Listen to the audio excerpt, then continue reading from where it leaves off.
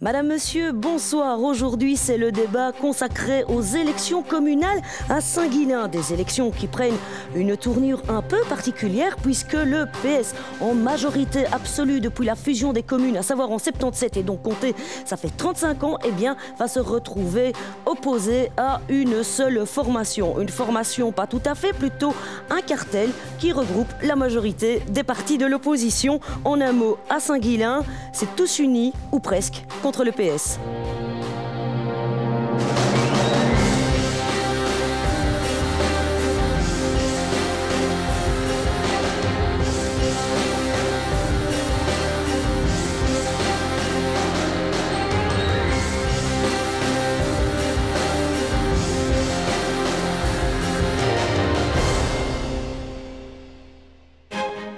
23 000 habitants dispersés sur 7 000 hectares, la ville de Saint-Guilain a presque tout pour plaire. C'est une commune dont plus de la moitié du territoire est en zone verte ou rurale. Elle dispose d'un centre-ville dynamique, de multiples écoles et d'infrastructures sportives variées, mais aussi d'une zone industrielle qui est porteuse d'emplois. Saint-Guilain, c'est aussi une facilité d'accès grâce au train, mais un peu moins par la route quand arrivent les heures de pointe. La cité de l'Ours et de l'Aigle a la réputation d'être la bourgeoise du Borinage, mais c'est sans compter les 18% des citoyens qui vivent dans les logements sociaux. Bienvenue sur ce plateau. Vous pouvez également suivre ce débat sur www.tlmb.be et aussi sur les réseaux sociaux. N'hésitez pas à laisser vos commentaires. Alors, pour envisager l'avenir de la commune de Saint-Guilain, nous avons Pascal Borin, bonjour. Bonjour. Alors vous êtes tête de liste CDH, MR, Écolo, ACI pour Action Citoyenne Indépendante. Vous n'avez jamais siégé au conseil communal, mais par contre vous avez été conseiller au CPS. C'est bien ça. Face à Pascal Borin, Daniel Olivier, bonjour. Bonjour. Alors vous avez été échevin à Saint-Guilain de 1988 à 2006, et on se rappellera en tout cas de vos derniers mandats où vous étiez échevin des finances. Depuis 2006, vous êtes bourgmestre, et donc vous représentez au même poste en emmenant la tête de liste PS. Alors, évidemment, CDH, MR, Écolo, ACI et PS ne sont pas les deux seules listes qui se présentent sur Saint-Guilain. Il y en a deux autres. Il y a le FDF, Fédéraliste démocrate francophone, et la NAF, Nouvelle Alliance francophone. Ces candidats ne sont pas en plateau car ils ne rentrent pas dans les critères imposés par le CSA. Alors, avant d'aborder les différents thèmes que nous avons concoctés, moi, je voudrais vous poser une petite question, Monsieur Borin. Je trouve que vous n'avez pas quand même été très imaginatif dans votre cartel pour continuer à garder un nom comme CDH, MR, Écolo, ACI. Alors on a un petit peu de mal à croire que vous vivez dans une totale unité à partir du moment où vous continuez à garder toutes vos appellations différentes. Si, c'était simplement un choix pour permettre à tout un chacun justement de se retrouver très clairement dans le panel des listes qui allaient être proposées au niveau des électeurs. Vous aviez peur de ne pas être reconnu en utilisant un autre nom C'était un genre risque. Comme Saint-Guilain plus, voilà. Si on prend l'exemple de Colfontaine, voilà, eux ils ont choisi Colfontaine plus. Effectivement, ça faisait partie des propositions. Et puis en toute démocratie, eh bien, l'ensemble des représentants des différentes formations ont choisi de garder les noms d'origine. Alors, Monsieur Olivier, est-ce que c'est particulier des élections où on se retrouve finalement face à un cartel qui regroupe tous les partis démocratiques? Oh, je ne sais pas si c'est particulier, parce qu'en plus, il y a finalement 4 listes qui se présentent à Saint-Guilain. Il y a une liste d'un cartel d'accord. Ils se sont regroupés, mais je pense qu'à travers le sigle qu'ils ont utilisé, effectivement, on voit qu'il y a différentes philosophies dans le cartel. Donc, ce n'est pas tout à fait des candidats qui ont tout à fait les mêmes idées. Il y a plusieurs idées, sans doute, qui seront dans le cartel et on fera en sorte de rencontrer et de répondre à toutes les questions. Cela dit, cette démarche n'est pas inintéressante, dans le sens, si on se base sur les pourcents que vous avez fait aux dernières élections, donc, le PS obtient 54% de votes et vous obtenez 64% de sièges. Je suppose que c'est une manière éventuellement de regrouper plusieurs sièges par rapport au nombre de pourcentage de voix que vous pourriez avoir. Oui, bien évidemment. C'est stratégique aussi, en gros. Oui, c'est un souci de pouvoir rectifier effectivement cette particularité du système de calcul. Et imaginez que vous soyez égalité et qu'il reste un siège qui tombe comme il y a 6 ans d'ici dans un parti d'extrême droite, vous serez obligés de vous coalitionner tous? Je ne sais pas si on se coalitionne. On va faire une grande assemblée avec une grande majorité, avec un ou 2 sièges qui resteraient dans l'opposition. Je ne crois pas que c'est ça le bon système démocratique. Le bon système démocratique fait que c'est bien d'avoir une majorité, une bonne majorité, mais le travail d'une minorité, c'est aussi important. Une opposition forte, c'est bien aussi. Une opposition forte, c'est normal, et c'est important d'avoir une opposition forte. Bien, je vous propose de découvrir une première question de citoyen. Plus de sécurité à la gare et tout ça, pendant les soirées, enfin, de jeunes et tout ça, quoi. Ouais. Il y a déjà eu des coups de feu, des bagarres et tout, mais moi-même, je ne sors pas la nuit à la gare, quoi. Je vous propose de découvrir un chiffre tout de suite, c'est le 2279. Alors, est-ce que vous savez à quoi correspond ce chiffre? Le nombre de faits d'incivilité au niveau de la criminalité saint-guilainoise. Voilà, un bon point pour Daniel Olivier. Alors on rappelle quand même que la criminalité est en baisse à Saint-Guilain. Si on regarde par rapport aux chiffres de 2006, où là il y avait 2704 faits, reste que, Monsieur Borin, je suppose que vous me direz que les chiffres, on leur fait dire ce qu'on veut, que tout est relatif. Oui, effectivement. Que la criminalité recule, c'est assez surprenant, puisque sur le terrain, ça ne semble pas correspondre à ce qu'on entend. Régulièrement, on peut rencontrer des gens à Saint-Guilain qui vous expliquent qu'ils ont été agressés, parfois même avec des armes, comme cette citoyenne le précisait. Ce sont des vols de sacs, ce sont parfois des agressions dans les maisons, ce sont des cambriolages, beaucoup, des faits de dégradation. Mais de manière assez surprenante, on constate que si les gens en parlent dans la rue, on n'en parle pas beaucoup dans les journaux. Alors, Monsieur Olivier, vous en pensez quoi de l'analyse de Monsieur Borin? Vous l'avez dit, la criminalité a diminué de plus de 4% en Saint-Guilain. Il y a un certain tassement qu'on peut constater au niveau des vols dans l'habitation, une petite diminution. Il reste effectivement des problèmes de sécurité, on ne le niera pas. Oui, parce que rappelons quand même que Saint-Guilain est, dans la zone boraine, la commune la plus touchée par la criminalité. Il y a des dégradations, il y a des violences intrafamiliales. Si vous voulez, je vais bien vous donner quelques petits chiffres. Hein. Donc, principalement, donc à peu près la moitié des faits sont des vols, puisqu'on a 928 vols. On a des dégradations de propriété, 349 faits, et atteinte à l'intégrité physique, 227, dont 221 coups et blessures. Parce que voilà, vous êtes en train de nous dire que oui, il y a un tassement, mais est-ce qu'on peut imaginer que ces chiffres diminuent parce que la police boraine n'a peut-être pas assez d'effectifs pour finalement constater les faits? Oui, mais en fait, la police boraine, je vais dire, constate les faits et il y a une action de répression de la part de la police, mais il ne faut pas oublier tout l'aspect prévention. Le problème de sécurité, d'abord, il y a un sentiment d'insécurité qui dépend surtout d'un malaise de société. Ça ne correspond pas aux statistiques, vous venez de le dire, mais ça dépend. Il y a l'insécurité économique, l'insécurité sociale, et puis bon, il y a peut-être ce sentiment où les gens demandent à être reconnus. Concrètement, en fait, hein, ça va mieux, mais voilà. Pour que ça aille encore mieux, que propose le PS? Nous, pour ce qui est d'améliorer, disons, au jour, on pense ajouter des caméras dans les endroits difficiles, les points noirs, insister encore auprès des services de police pour leur demander d'intensifier la présence de la police, et particulièrement la police de proximité dans la rue. Mais il n'y a pas que la police qui doit intervenir, il y a le plan de cohésion sociale, il y a les animations de quartier, il y a les carrefours des générations, les carrefours multiculturels, qui sont des organes. On aimerait bien savoir, par contre, du côté de Pascal Borin, quelles sont les propositions, en tout cas, de votre formation? Je voudrais quand même préciser que je ne partage pas du tout l'analyse qui est faite. Je pense que les citoyens sont quand même sérieusement découragés à Saint-Guilain par rapport, justement, à la problématique de la police. Nous sommes finalement la commune qui contribue sans doute le plus financièrement pour le fonctionnement de cette zone de police.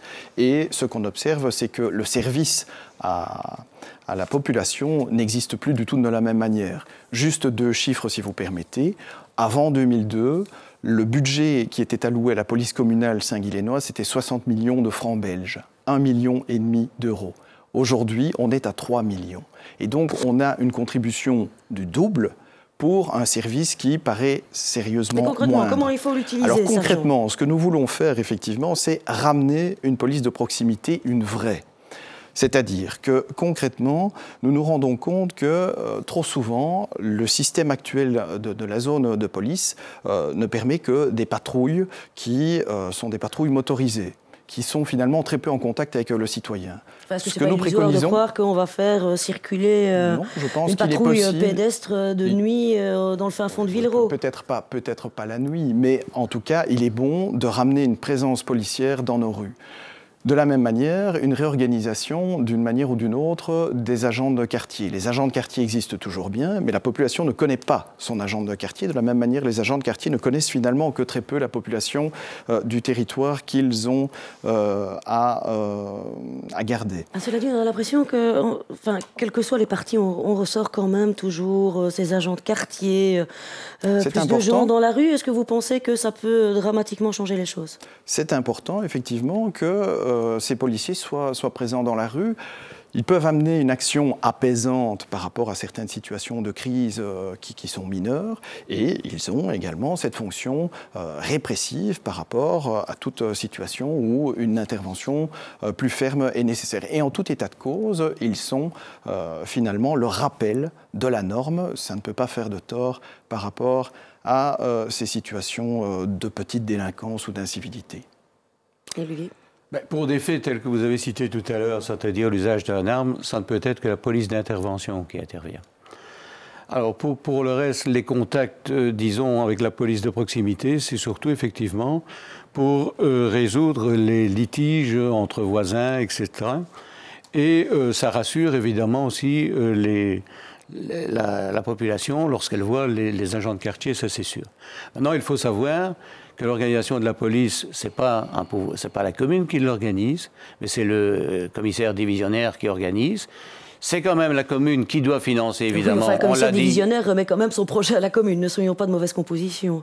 Non, c'est lui qui organise ses services. L'administration communale donne des crédits pour s'organiser, pour avoir un certain staff.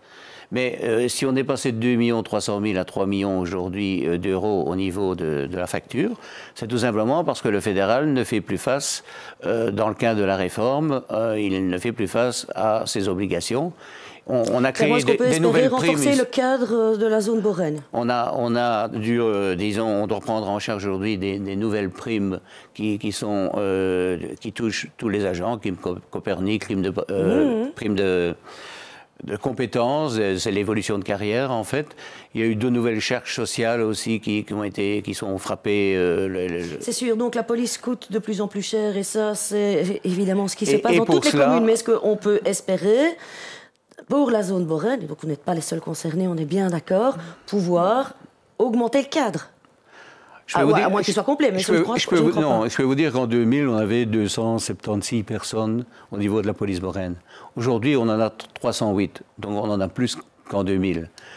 Ça a donné des résultats, c'est clair, puisqu'on voit que la criminalité a baissé quand même sur l'entité. Aujourd'hui, pour des raisons budgétaires, il est clair qu'on va tourner autour des 300, 310. C'est avec ce staff-là qu'on va travailler.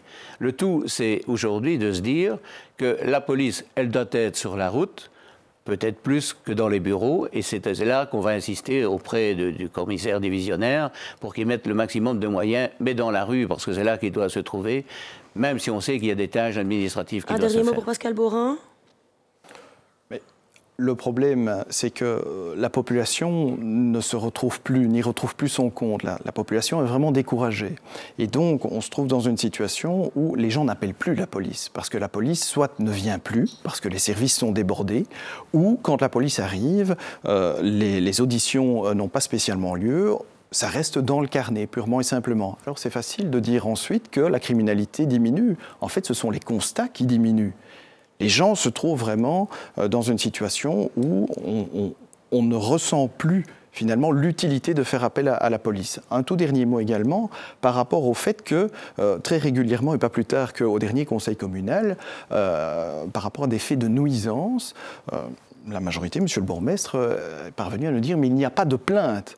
Alors qu'on sait pertinemment que les citoyens appellent la police au secours, mais il n'y a pas une intervention en bonne et due forme, il n'y a pas une intervention officielle. C'est pour du tapage diurne, on va dire. Notamment.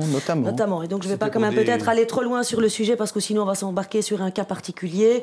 Et donc j'aimerais qu'on puisse passer à d'autres thèmes. Et donc je vous invite à regarder cette question d'un citoyen. Que comptez-vous faire pour les personnes âgées qui sont seules chez elles et qui voudraient quand même continuer à avoir des contacts sociaux pour dire encore de vivre une vie plus ou moins normale, quoi. Faites beaucoup plus pour les personnes du troisième âge, occupez-vous beaucoup plus d'eux, parce qu'encore une fois, on ne fait pas assez, je trouve qu'on ne fait pas assez pour les personnes du troisième âge. Alors, puisque les socialistes ont au pouvoir quand même depuis donc 35 ans, est-ce qu'on ne fait pas assez pour la personne âgée à Saint-Guilain? Si, moi j'ai l'impression qu'effectivement on fait déjà beaucoup pour la personne âgée. La ville de Saint-Guilain a engagé une coordinatrice senior justement pour s'occuper des personnes âgées. Nous avons édité une brochure qui s'appelle Allo Senior, où on donne plein d'informations aux personnes âgées. Il y a aussi dit Home sur Saint-Guilain. Pour les orienter. Nous organisons des manifestations telles que la fête de la musique, le thé dansant, un après-midi qu'on appelle à Saint-Guilain le repas au pagnon en début octobre. Bref, est-ce que vous estimez qu'on en fait assez? Oui, absolument. Et je pense qu'il y a tout ce que l'on fait à travers les conseils consultatifs des seniors, avec les carrefours qui sont organisés. C'est ainsi qu'on a pu monter des projets multigénérationnels, les serres intergénérationnelles avec des jeunes. On a le taxi social qui aide les seniors à se déplacer pour aller à l'hôpital, pour faire des démarches administratives. Et alors, il y a toutes les activités, soit organisées par la ville, comme l'espace numérique à la bibliothèque. Il y a toutes les activités du CPAS, avec des ateliers cuisine, des ateliers créatifs, etc., qui sont accessibles. Donc oui, de fait, il y a une multitude de choses. Je demande, Pascal Borin, est-ce qu'il y a assez... est-ce qu'on s'occupe assez de la personne âgée à Saint-Guilain? Parce qu'il faut quand même rappeler que la personne âgée est un enjeu de société puisque la population est vieillissante. Et rappelez-moi les chiffres, monsieur Olivier, de la population... 600 personnes qui ont plus de 65 ans. Donc sur 21 000 habitants. Sur 23 000. 23 000 habitants. Vous trouvez qu'il y a assez? Sur le plan festif et récréatif, sans aucun doute. Maintenant, je pense qu'on manque complètement des objectifs et des enjeux d'avenir. Par exemple, on sait que la personne âgée vit de plus en plus longtemps, son bilan médical peut être de plus en plus lourd. On parle énormément de la maladie d'Alzheimer qui frappe effectivement de plus en plus de nos concitoyens. On est dans une situation où, par exemple, ce que nous souhaitons et ce que nous proposons dans notre programme, c'est le soutien à des associations qui sont actives précisément par rapport à cette problématique de la maladie d'Alzheimer. C'est quelque chose que nous n'avons jamais entendu de la part de la majorité. Voilà, vous avez une proposition concrète. De fait, vous nous énumérez toute une série de choses. Et on peut avoir le sentiment qu'il y a une prise en charge tout à fait correcte de la personne âgée. Mais est-ce qu'il y a une proposition pour faire mieux?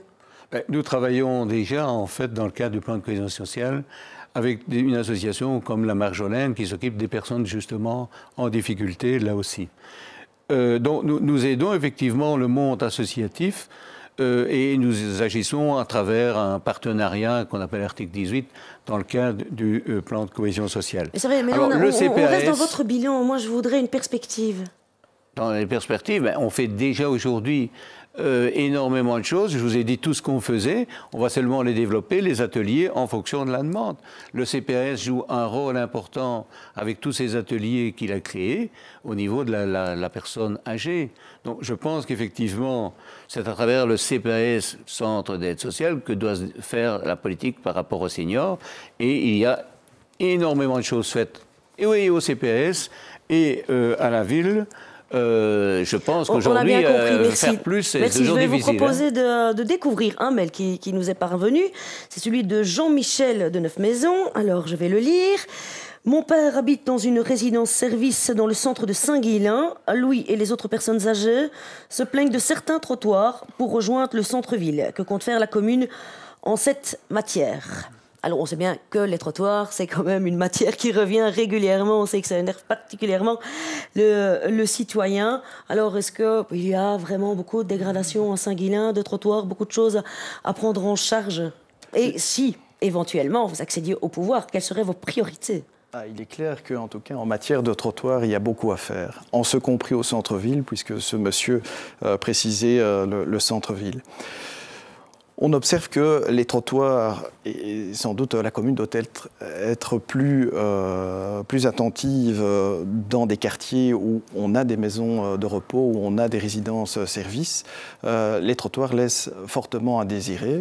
En réalité, c'est assez régulièrement que l'on constate que des personnes chutent sur ceci. Alors ce qu'il faut faire absolument, c'est revoir la manière dont ces trottoirs sont réalisés, notamment à proximité donc, de ces maisons de repos et résidences-services, pour pouvoir faire en sorte que les personnes qui notamment circulent avec un déambulatoire ou... oui, bon, ça, on le sait, c'est dans l'idéal, mais on sait bien que les réfections de trottoirs, c'est évidemment... Il y a des choses toutes simples à faire. Des postes de dépenses énormes. En termes de revêtement, oui, mais justement, sauf erreur, la commune dépense, je pense, 500 000 € tous les ans pour des réfections de trottoirs. Il faut savoir que toute la commune n'est pas équipée de trottoirs. Alors les priorités, sans doute, c'est peut-être d'équiper les tronçons qui ne sont pas encore équipés de trottoirs.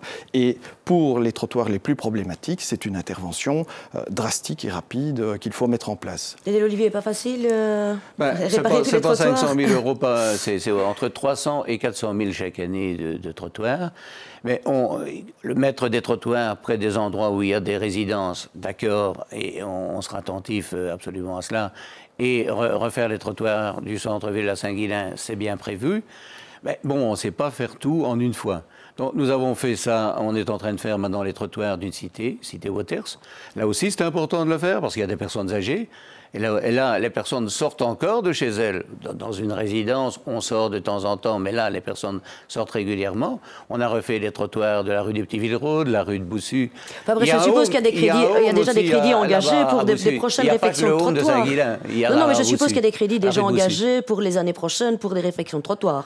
On continuera évidemment à prévoir d'une manière planifiée 300 000 à 400 000 € de trottoirs et on va continuer notre politique de trottoirs. Trottoirs et puis cyclables d'ailleurs. On ne reste pas l'un des trottoirs. Je vous propose d'écouter cette question de citoyen. Et puis cyclables, ça oui, parce que il en manque beaucoup, on a beaucoup de rues. Vous faites du vélo? Non, je ne fais pas de vélo, mais quand je roule en voiture et que je vois les vélos qui sont au milieu du chemin, il faut toujours ralentir, toujours regarder à 2 fois parce que ils vont n'importe comment. Alors il aurait un passage pour eux, ce serait mieux. La piste cyclable aussi, la tarte à la crème aussi, on revient toujours avec ce genre de sujet.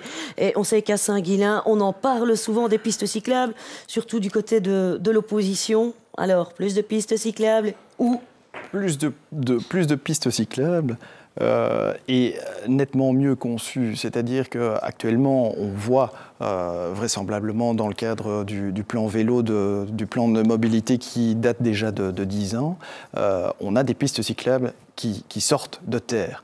Mais le problème, c'est qu'on n'a aucun maillage. Alors vous savez que Saint-Guilain, on l'a rappelé tout à l'heure, est une commune verte. C'est également une commune où l'enseignement est très présent, avec beaucoup d'écoliers, beaucoup d'élèves qui circulent notamment en vélo. Il est vraiment important qu'on ait un réseau de pistes cyclables tout à fait complet, sans avoir des points noirs où les enfants et où les cyclistes concrètement, risquent où les fortement. installeriez où ces pistes cyclables? Eh bien, il y a déjà donc un certain nombre de pistes cyclables. Ce qui est important, c'est de pouvoir les relier. Et donc, les artères les plus importantes doivent pouvoir être reliées entre elles. Exemple? Quelle artère à quelle artère, vous me parlez? Alors les artères principales, il y avait un axe qui avait été défini au niveau de Saint-Guilain, Tertre, Beaudour. Alors, en grande partie, cet axe a été réalisé, mais on se rend compte, c'est qu'on a des endroits qui sont extrêmement critiques, à certains carrefours notamment. Daniel Olivier, justement, les pistes cyclables dans le programme PS, qu'est-ce que vous envisagez? Je me réjouis d'entendre M. Borin dire d'abord qu'un axe Beaudour-Tertre-Saint-Guilain a été réalisé. C'est bien notre objectif, effectivement, c'est d'émailler toutes ces pistes cyclables et de faire en sorte donc qu'il n'y ait plus d'interruption. C'est là-dessus qu'on travaille, c'est là-dessus qu'on va continuer à travailler. Un peu comme l'idée des trottoirs, on ne sait pas tout, on ne sait pas construire Rome en un jour, mais on travaille effectivement. Donc en priorité, c'est ça, c'est rejoindre La priorité, ce c'est maillage. cela, et on a toujours un œil aussi sur les circuits Ravel, parce qu'on trouve que c'est fort important aussi. Alors, cette fois-ci, on revient avec un mail, celui de Luc Lucien. Il ne nous a pas précisé où il habitait. Donc, je vous le lis. Les villages de l'entité sont devenus de véritables cités dortoirs. De plus en plus d'habitants et de moins en moins d'activités de commerce. Les habitants ne se connaissent plus. Ces dernières années, les chantiers et constructions ont complètement changé le visage des villages de Sirot, Autrage et dans une moindre mesure 9 maisons. La qualité de la vie, l'aspect rural de ces villages ne doit-il pas être protégé? Alors, est-ce qu'on construit à tout va à Saint-Guilain? Certes, Saint-Guilain reste attractif. Saint-Guilain est fortement attractif. Donc, on vient construire sur Saint-Guilain. Mais on veille évidemment, on a un schéma de structure, on a un règlement communal d'urbanisme. On ne construit pas n'importe quoi dans n'importe quelle zone. Et il est clair que dans les zones rurales, les logements sont définis pour venir dans les zones rurales. Maintenant, ceci dit, Saint-Guilain... C'est toujours intéressant c'est pour une toujours commune d'avoir de nouveaux 44%, habitants, bien sûr. on est bien d'accord. C'est bien sûr intéressant d'avoir de nouveaux habitants. C'est la preuve qu'on est attractif. D'abord parce que l'aspect paysager est sans doute important pour ces gens, mais l'aspect de vie conviviale, de toutes les animations qui existent à Saint-Guilain, je pense que ça attire aussi. Et puis, bon, avouons-le, il y a la taxe à 7,9% pour l'IPP qui attire aussi pour venir à Saint-Guilain. Ceci dit, il reste 44% de zones rurales sur Saint-Guilain, et au total, on arrive à 68% de zones vertes. Pardon ? On arrive à 68% de zones vertes. Donc, effectivement, je comprends que certains voudraient garder un magnifique environnement et qu'il n'ait pas de voisins, profiter de tout l'espace pour eux. Ça, je peux comprendre ce genre de choses. Mais tout le monde aime venir habiter à cet endroit-là. Alors, vous trouvez qu'on construit trop à Saint-Guilain, qu'on ne préserve pas le côté rural et justement de la spécificité de certains villages, et que si vous accédiez au pouvoir, quelle serait votre manière d'envisager les choses ? Alors, il est clair que le caractère rural des villages qui le sont doit être préservé en tout état de cause. Qu'on puisse construire, c'est tout à fait logique, mais il y a une manière de le faire. Et donc, il faut être extrêmement attentif en matière de densité d'habitat notamment, et on ne peut pas complètement défigurer un quartier qui a ce caractère rural en construisant tout et n'importe quoi. Donc pour vous, on construit comment ? Parce que je suppose qu'on ne crache jamais sur des nouveaux habitants. Pour vous, pour augmenter la densité de population, on construit comment ?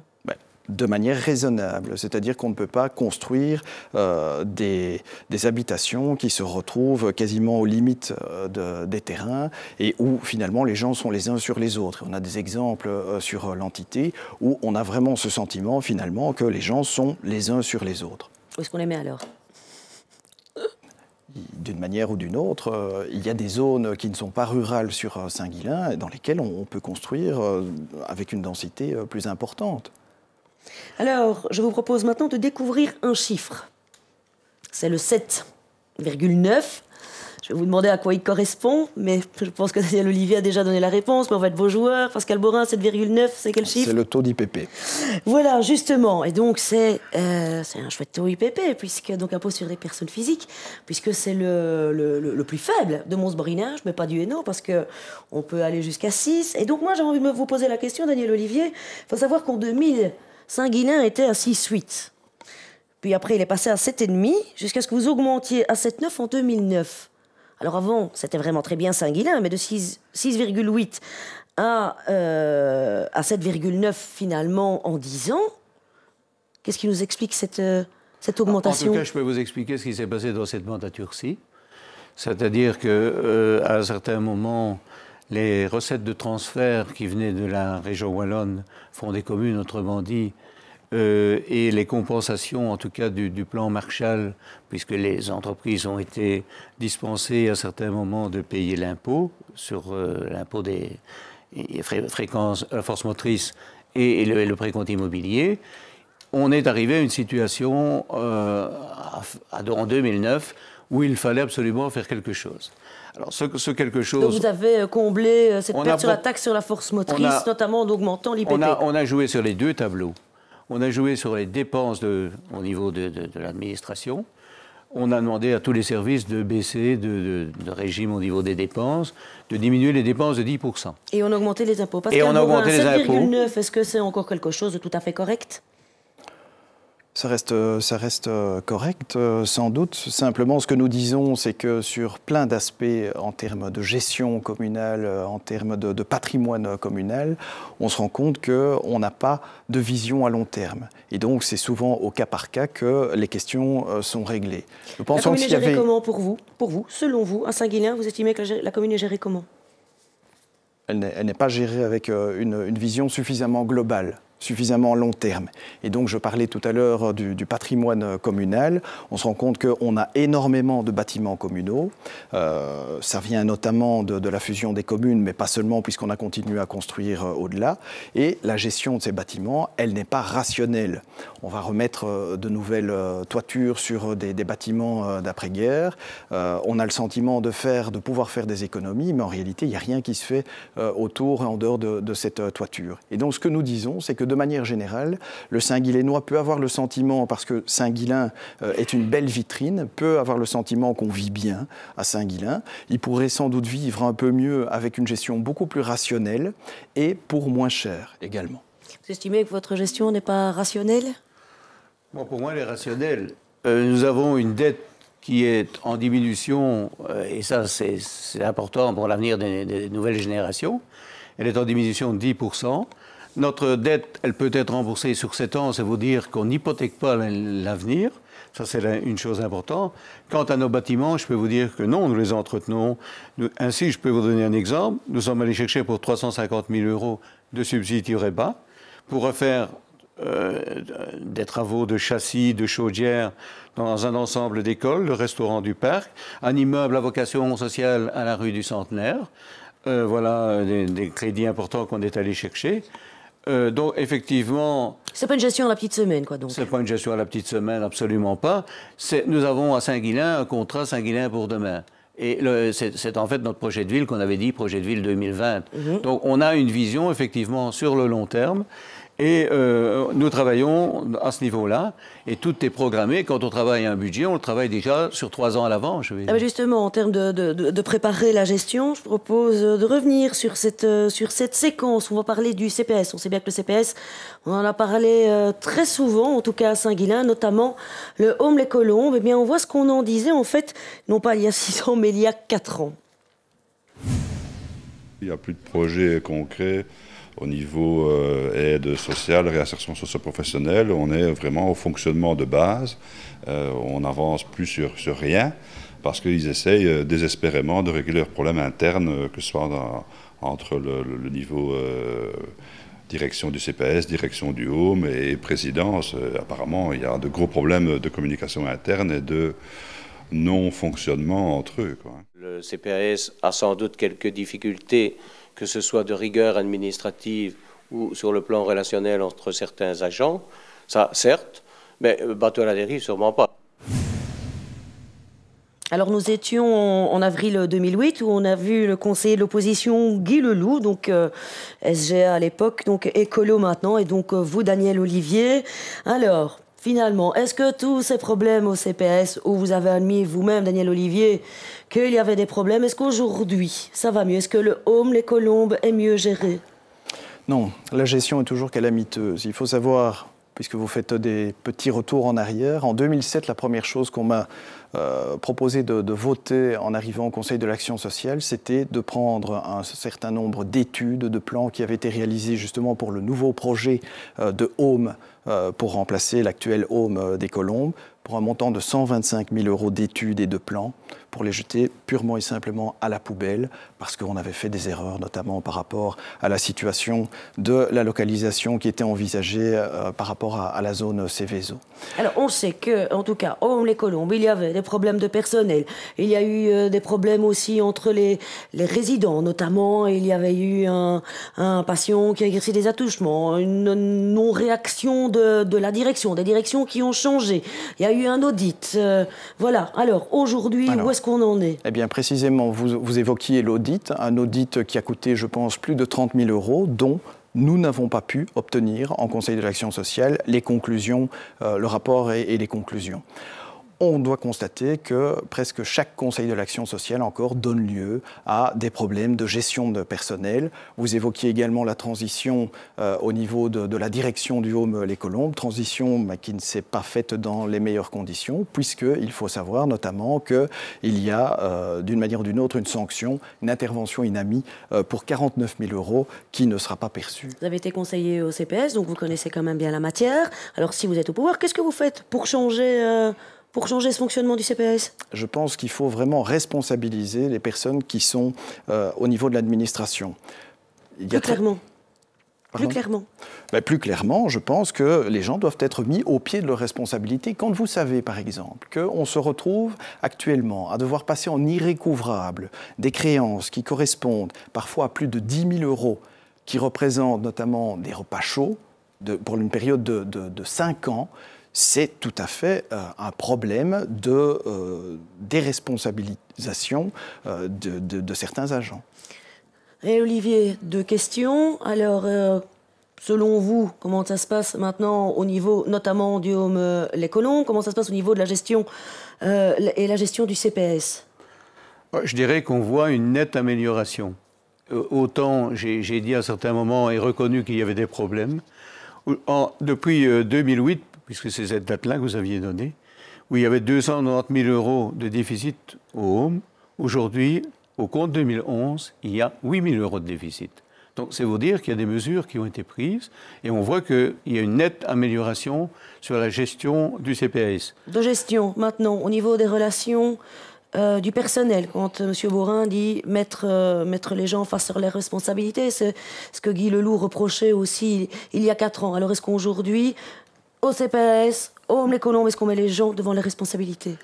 Je pense qu'il faut gérer les gens en créant de bonnes relations. Donc il faut un chef qui a peut-être une force pour gérer financièrement, mais qui a surtout beaucoup de contacts, qui sait travailler contact à la fois avec les résidents, mais aussi avec le personnel. Parce qu'en 2011, ça n'allait toujours pas. Hein. Je tiens à rappeler que ça n'allait toujours pas. Je mets beaucoup d'espoir, effectivement, dans le recrutement de la nouvelle directrice aujourd'hui du CPS. Il faut savoir que le CPS, moi, je ne participe pas au conseil, mais il y a une nouvelle directrice qui est installée. Je crois qu'il faut lui faire confiance, et je crois que à la fois, il faut être une main de fer dans un gant de velours, je veux dire.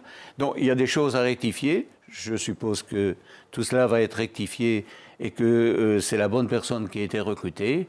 Donc, moi, j'ai beaucoup d'espoir dans le CPS. Pour dire que, finalement, sur l'ensemble de la période des 6 ans du CPS, ils ont dégagé... On va pas revenir sur les bilans. Pascal Borin, est-ce que vous êtes aussi confiant que M. Olivier sur l'avenir du CPS? Alors, sur l'espoir qu'on peut fonder en la nouvelle directrice, oui, sans doute. Je lui souhaite bon courage parce que je pense qu'il y a beaucoup de cadavres dans les placards. Maintenant, on vous parle chiffres. Moi, j'aimerais qu'on parle un peu personne, qu'on parle humain. Et vous constaterez assez facilement qu'il y a de sérieux problèmes encore en termes de relations personnelles au sein même du personnel. Il y a énormément de problèmes au niveau des résidents qui se plaignent des conditions dans lesquelles ils se retrouvent dans cette maison de repos. Et donc, quoi qu'il arrive, vous resterez attentif? Très clairement. Ça, c'est un engagement social que j'ai effectivement de fort longue date. Mais je reçois les PV de ce CPS du conseil qui a lieu, conseil des résidents. Je suis fort surpris des propos que tient M. Borin, parce que dans les PV, il n'y a absolument aucune plainte de la part des résidents. Tout est dans la manière d'écrire les choses et peut-être aussi dans la personne qui les rédige. Eh bien, ça promet en tout cas pour l'avenir du CPS.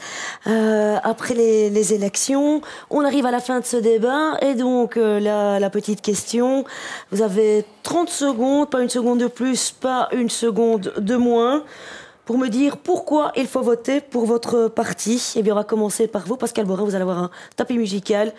À la fin de ce tapis musical, je vous assure que je vous coupe la parole. Je vous remercie. Je pense qu'il faut voter pour nous, pour le changement. Ce que nous souhaitons vraiment faire, c'est pouvoir apporter ce changement. Le citoyen souhaite le changement. Alors concrètement, nous souhaitons pouvoir remettre le citoyen au centre de la gestion communale. Nous souhaitons pouvoir lui rendre espoir dans sa capacité à être sujet et non être un simple objet au niveau de la gestion communale.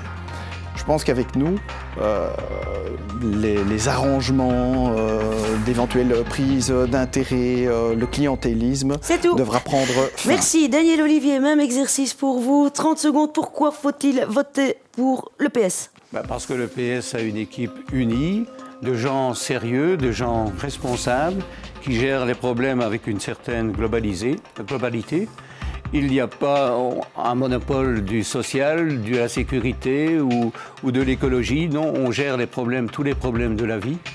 Le PS s'appuie sur des valeurs humanistes et progressistes. Et le PS a toujours fait preuve d'efficacité jusque maintenant. Bon, je pense qu'on ne jette jamais des cailloux que sur un arbre qui porte des fruits. Ce sera terminé comme ça. Pascal Borin, Daniel Olivier, merci en tout cas d'avoir accepté notre invitation. Bonne chance à vous deux pour ces élections. Merci à vous en tout cas de nous avoir suivis. Passez une bonne soirée.